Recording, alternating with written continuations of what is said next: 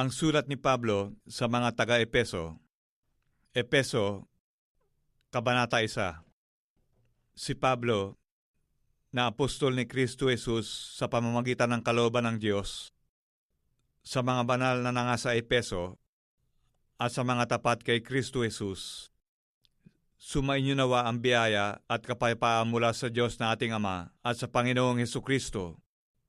Purihin nawa ang Diyos at Ama ng ating Panginoong Hesukristo, na siya nagpala sa atin ng bawat pagpapalang ukol sa Espiritu sa sangkalangitan kay Kristo, ayon sa pagkapili niya sa atin sa Kanya bago itinatag ang sanglibutan, upang tayo maging mga banal at mga walang dungis sa harapan niya sa pag-ibig, na tayo itinalaga niya ng una pa sa pagkukupkup na tulad sa mga anak sa pamamagitan ni Hesukristo sa ganang Kanya, ayon sa minagaling ng Kanyang kalooban, sa ikapupuri ng kaluwalhatian ng Kanyang biyaya, na sa atin ay pinagkaloob na masagana sa minamahal, na sa Kanya ay meron tayo ng ating katubusan sa pamamagitan ng Kanyang dugo, na kapatawaran ng ating mga kasalanan, ayon sa mga kayamanan ng Kanyang biyaya, na pinasagana niya sa atin, sa buong karunungan at katalinuhan, na ipinakilala niya sa atin ang hiwaga ng Kanyang kalooban, ayon sa Kanyang minagaling na ipinasya niya sa Kanya rin, sa pagiging katiwala sa kaganapan ng mga panahon, upang tipunin ang lahat ng mga bagay kay Kristo, ang mga bagay na nangasa sa kalangitan, at ang mga bagay na nangasa ibabaw ng lupa. Sa Kanya, sinasabi ko, tayo rin naman sa Kanya ay ginawang mana, na itinalaga niya tayo ng una pa, ayon sa pasya niyaong gumagawa ng lahat ng mga bagay, ayon sa pasya ng Kanyang kalooban, upang tayo maging kapurihan ng Kanyang kaluwalhatian. Tayong nagsiyasa ng una kay Kristo, na sa Kanya ay kayo rin naman, pagkarinig ng aral ng katotohanan, ng ebanghelyo ng inyong kaligtasan, na sa Kanya rin naman, mula nang kayo'y magsisampalataya at kayo'y tinatakan ng Espiritu Santo na ipinangako, na siyang patotoo sa ating mana, hanggang sa ikatutubos ng sariling pag-aari ng Diyos, sa ikapupuri ng Kanyang kaluwalhatian. Dahil dito ako rin naman, pagkarinig ng pananampalataya sa Panginoong Hesus na nasa inyo, at ng pag-ibig ng inyong ipinakita sa lahat ng mga banal, ay hindi ako tumitigil ng pagpapasalamat dahil sa inyo, na aking binabanggit kayo sa aking mga panalangin, upang ipagkaloob sa inyo ng Diyos ng ating Panginoong Hesukristo, ng Ama ng kaluwalhatian, ang Espiritu ng karunungan at ng pahayag sa pagkakilala sa Kanya, yamang naliwanagan ang mga mata ng inyong puso, upang maalaman ninyo kung ano ang pag-asa sa Kanyang pagtawag, kung ano ang mga kayamanan ng kaluwalhatian ng Kanyang pamana sa mga banal, at kung ano ang dakilang kalakhan ng Kanyang kapangyarihan sa ating mga nagsisisampalataya, ayon sa gawa ng kapangyarihan ng Kanyang lakas, na Kanyang ginawa kay Kristo, nang ito'y Kanyang buhay maguli sa mga patay, at pinaupo sa Kanyang kanan sa sangkalangitan, sa kaiba-ibabawan ng lahat ng pamunuan, at kapamahalaan, at kapangyarihan, at pagsakop, at sa bawat pangalan na ipinangungusap, hindi lamang sa sanglibutang ito, kundi naman sa darating. At ang lahat ng mga bagay ay pinasuko niya sa ilalim ng Kanyang mga paa, at siyang pinagkaloobang maging pangulo ng lahat ng mga bagay sa iglesia, na siyang katawan niya, nakapuspusan niya ang pumupuspos ng lahat sa lahat. Epeso, Kabanata 2. At kayo'y binuhay niya, nang kayo'y mga patay dahil sa inyong mga pagsalangsang at mga kasalanan, na inyong nilakaran noong una ayon sa lakad ng sanglibutang ito, ayon sa pangulo ng kapangyarihan ng hangin, ng Espiritu na ngayon ay gumagawa sa mga anak ng pagsuway. Sa gitna ng mga yaon, tayo rin naman, ng ibang panahon ay nangabubuhay sa mga kahalayan ng ating laman. na ating ginagawa ang mga pita ng laman at ng pag-iisip, at tayo nooy katutubong mga anak ng kagalitan, gaya naman ng mga iba. Ngunit ang Diyos, palibhasa ay mayaman sa awa, dahil sa kanyang malaking pag-ibig na kanyang inibig sa atin. Bagamat tayo mga patay dahil sa ating mga kasalanan, tayo'y binuhay na kalakip ni Kristo. Sa pamamagitan ng biyaya, kayo'y nangaligtas. At tayo ibinangong kalakip niya at pinaupong kasama niya sa sangkalangitan kay Kristo Jesus,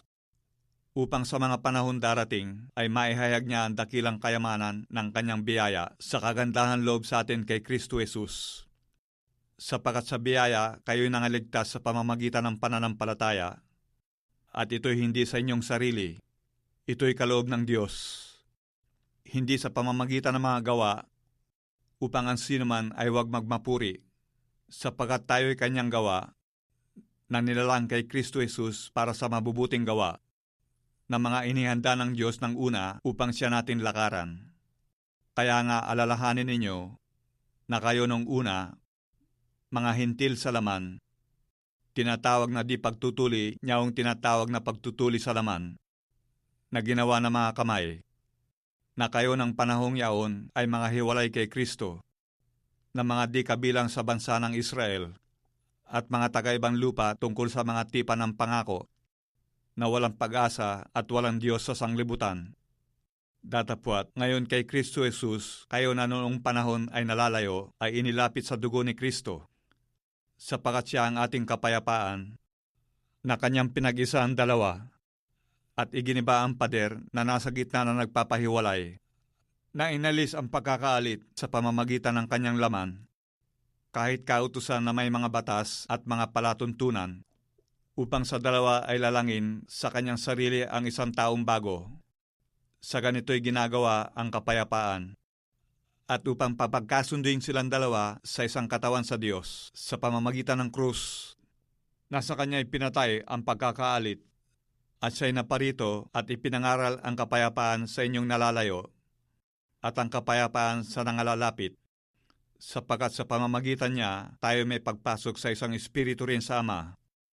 Kaya nga hindi na kayo mga taga-ibang lupa at mga manlalakbay, kundi kayo mga kababayan na kasama ng mga banal at sambahayan ng Diyos, na mga itinatayo sa ibabaw ng kinasasaligan ng mga apostol at ng mga propeta,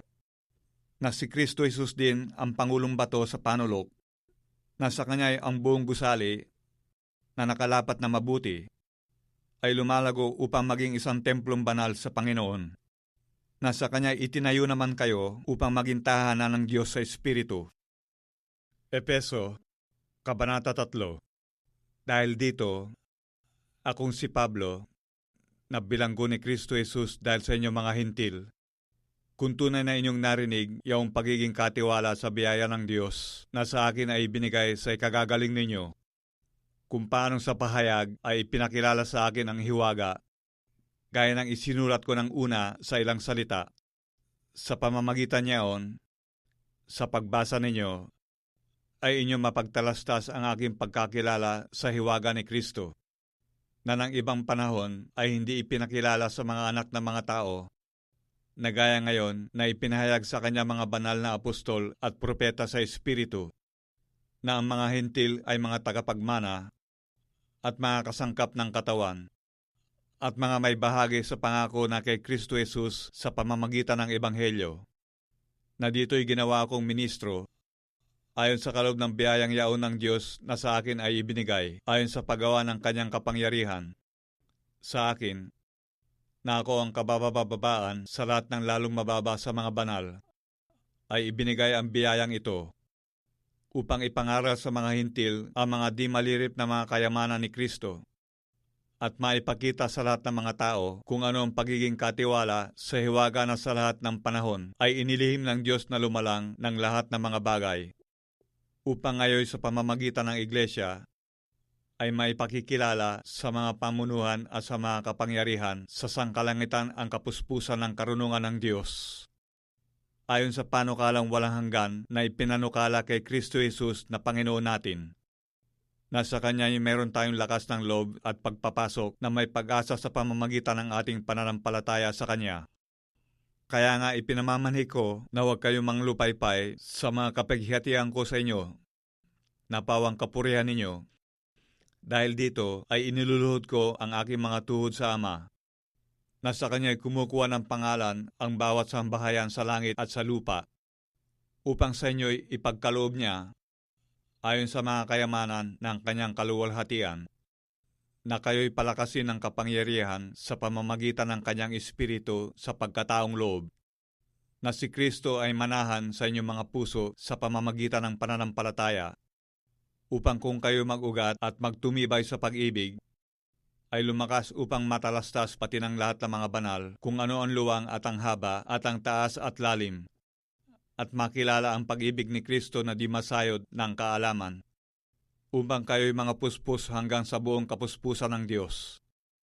Ngayon sa mga kapangyarihang gumawa ng lubhang sagana ng higit sa lahat ng ating hinihingi o iniisip, ayon sa kapangyarihang gumagawa sa atin, ay sumakanya nawa ang kaluwalhatian sa Iglesia at kay Kristo Jesus sa buong panahon magpakailanman. Siya nawa. Epeso, Kabanata 4. Namamanhik nga ako sa inyo, akong bilanggo sa Panginoon, na kayo'y magsilakad ng nararapat sa pagkatawag na sa inyo'y itinawag, ng buong kapakumbabaan at kaamuan, na may pagpapahinuhod, na mga batahang kayo sa pag-ibig, na pagsakitan ninyong ingatan ang pakikipagkaisa sa Espiritu sa tali ng kapayapaan. May isang katawan at isang Espiritu,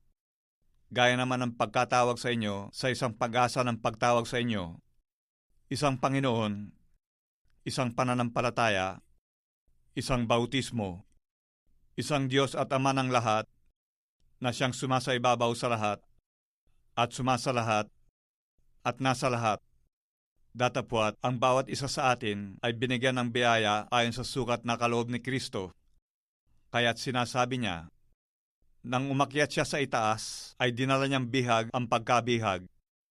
at nagbigay ng mga kaloob sa mga tao. Ngayon ito, umakyat siya, ano ito, kundi siya'y bumaba rin naman sa mga dakong kalaliman ng lupa? Ang bumaba ay siya rin namang umakyat sa kaitaasan ng buong sangkalangitan, upang kanyang mapuspos ang lahat ng mga bagay. At pinagkalooban niya ang mga iba na maging mga apostol, at ang mga iba'y propeta, at ang mga iba'y ebanghelista, at ang mga iba'y pastor at mga guro, sa ikasasakdal ng mga banal, sa gawaing paglilingkod sa ikatitibay ng katawan ni Kristo, hanggang sa abutin nating lahat ang pagkakaisa ng pananampalataya at ang pagkakilala sa anak ng Diyos, hanggang sa lubos na paglaki ng tao, hanggang sa sukat ng pangangatawan ng kapuspusan ni Kristo, upang tayo wag nang maging mga bata pa,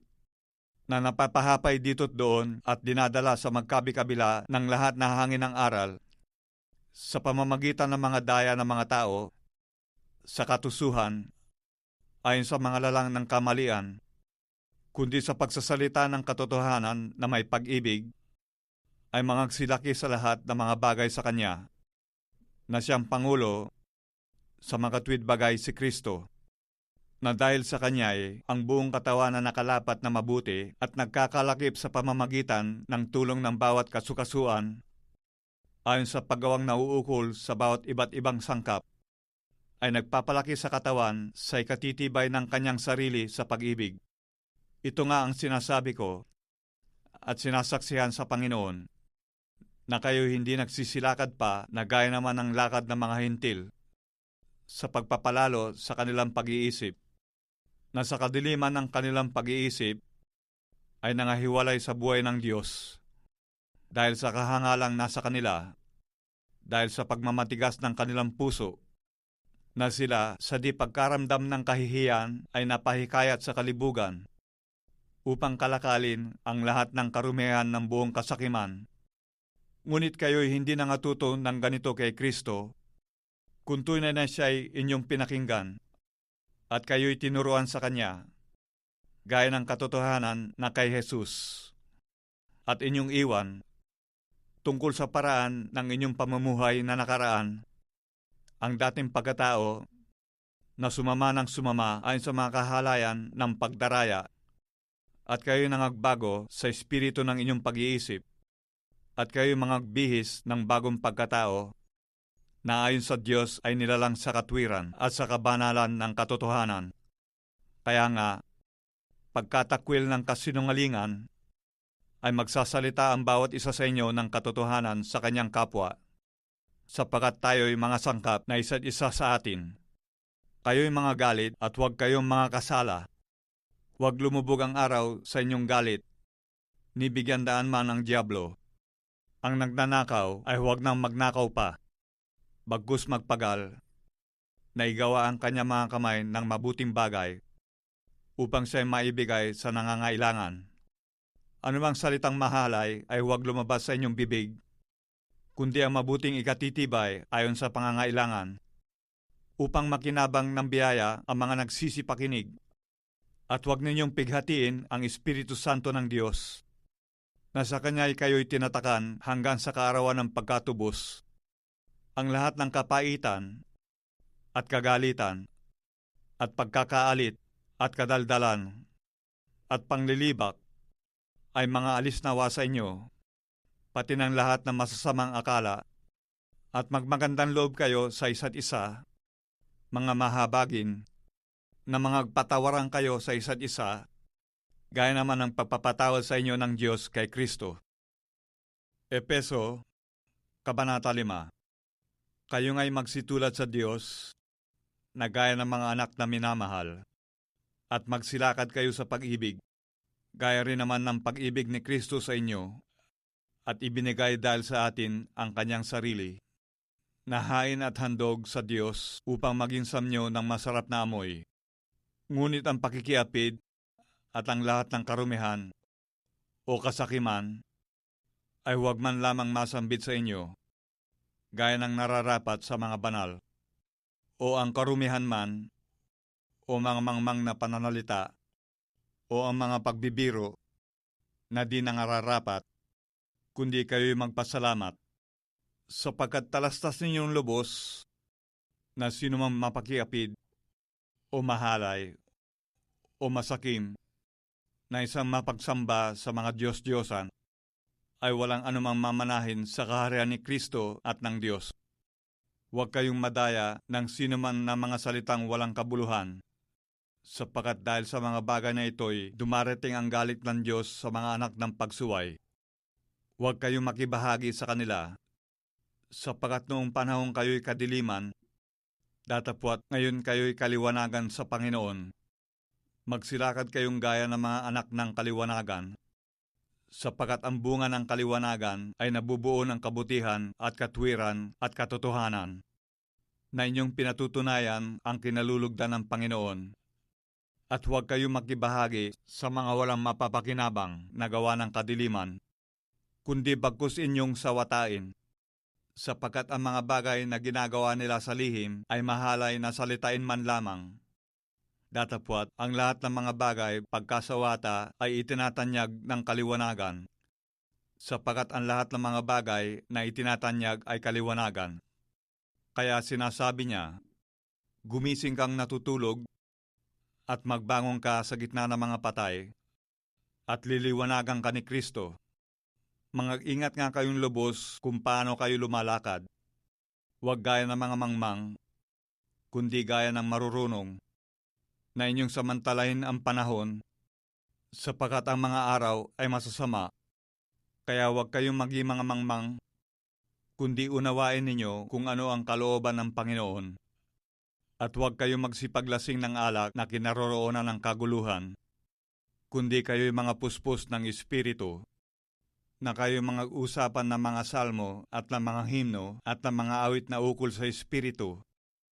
na nangag-aawitan at nangagpupuri sa inyong mga puso sa Panginoon, na kayo laging magpasalamat sa lahat ng mga bagay sa pangalan ng ating Panginoong Hesukristo sa Diyos na ating Ama. Napasakop kayo sa isa't isa sa takot kay Kristo. Mga babae, pasakop kayo sa inyong sariling asawa, na gaya ng sa Panginoon,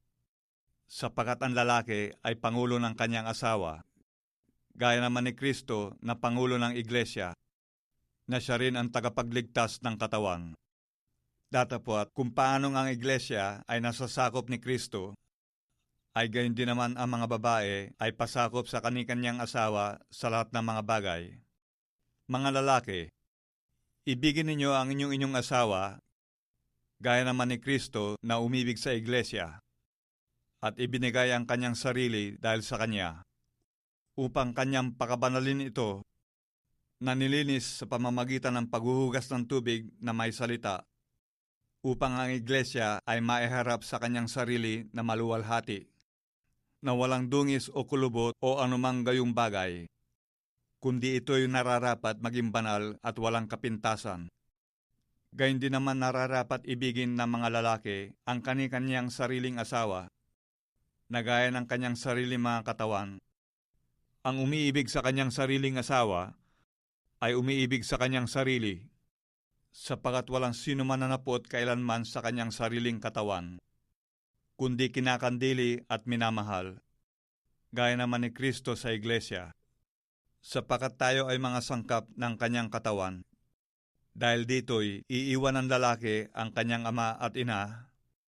at makikisama sa kanyang asawa, at ang dalawa ay magiging isang laman. Ang hiwagang ito ay dakila. Datapwat, sinasalita ko ang tungkol kay Kristo at tungkol sa iglesia. Gayunman, ay umibig naman ang bawat isa sa inyo sa kani-kanyang sariling asawa gaya ng kanyang sarili, at ang babae ay gumagalang sa kanyang asawa. Epeso, Kabanata 6. Mga anak, magsitalima kayo sa inyong mga magulang sa Panginoon, sapagkat ito'y matuwid. Igalang mo ang iyong ama at ina, na siyang unang utos na may pangako, upang yumaong kang mabuti, at ikaw ay mabuhay na malaon sa lupa. At kayong mga ama, huwag ninyong ipamungkahi sa galit ang inyong mga anak, kundi inyong turuan sila ayon sa saway at aral ng Panginoon. Mga alipin, magsitalima kayo sa mga yaong ayon sa laman ay inyong mga Panginoon, na may takot at panginginig, sa katapatan ng inyong puso, na gaya ng kay Kristo. Hindi ang paglilingkod sa paningin, na gaya ng pagbibigay lugod sa mga tao, kundi bagkus gaya ng mga alipin ni Kristo, na ginagawa mula sa puso ang kalooban ng Diyos. Maglingkod na may mabuting kalooban, na gaya ng sa Panginoon, at hindi sa mga tao, yamang napag-aalaman na anumang mabuting bagay na gawin ng bawat isa, ay gayon din ang muling tatanggapin niya sa Panginoon, maging alipin o laya. At kayo mga Panginoon, gayon din ang inyong gawin sa kanila, at iwan ninyo ang mga pagbabala, yamang napag-aalaman na ang Panginoon nila at ninyo ay nasa langit, at sa Kanya ay walang itinatangging tao. Sa katapos-tapos ay magpakalakas kayo sa Panginoon, at sa kapangyarihan ng Kanyang kalakasan. Mangagbihis kayo ng buong kagayakan ng Diyos, upang kayo'y magsitibay laban sa mga lalang ng Diablo, sapagkat ang ating pakikibaka ay hindi laban sa laman at dugo, kundi laban sa mga pamunuan, laban sa mga kapangyarihan, laban sa mga namamahala ng kadilimang ito sa sanglibutan, laban sa mga ukol sa espiritu ng kasamaan sa mga dakong kaitaasan. Dahil dito, magsikuha kayo ng buong kagayakan ng Diyos, upang kayo'y mga katagal sa araw na masama, at kung magawa ang lahat, ay magsitibay. Magsitibay nga kayo, na ang inyong mga baywang ay may bigkis na katotohanan, na may sakbat na baluti ng katwiran, at ang inyong mga paa ay may panyapak na paghahanda ng ebanghelyo ng kapayapaan. Bukod dito ay taglayin ninyo ang kalasag ng pananampalataya, na siyang ipapatay ninyo sa lahat ng nangagniningas na suligi ng masama, at magsikuha rin naman kayo ng turbante ng kaligtasan, at ng tabak ng Espiritu, na siyang salita ng Diyos, na magsipanalangin kayo sa Espiritu ng lahat ng panalangin at daing sa buong panahon, at magpuyat sa buong katiyagaan at daing napatungkol sa lahat ng mga banal at sa akin, upang ako'y pagkalooban ng pananalita sa pagbubuka ng aking bibig, upang ipakilalang may katapangan ang hiwaga ng Ebanghelyo, na dahil dito ako'y isang sugong natatanikalaan,